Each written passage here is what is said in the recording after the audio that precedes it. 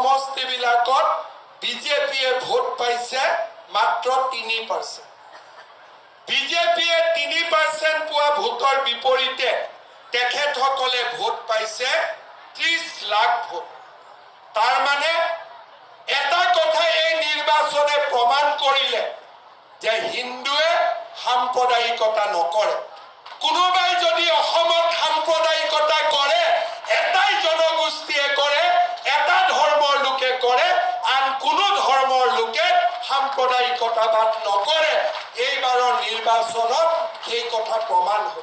অসমৰ সেই সংখ্যালঘু সমষ্টিবিলাকত বিজেপিয়ে ভোট পাইছে মাত্ৰ 3%।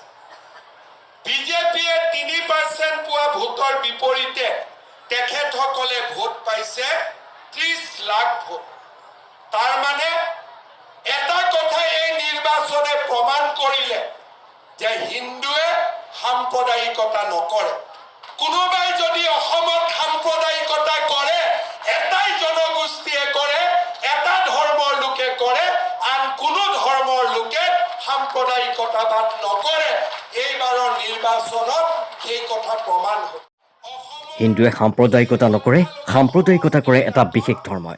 এনেদৰে এটা মন্তব্য কৰে মুখ্যমন্ত্ৰী ডক্টৰ হিমন্ত বিশ্ব শৰ্মাই। নিউজ ডেস্ক ৰিপৰ্ট, দৈনিক অসম।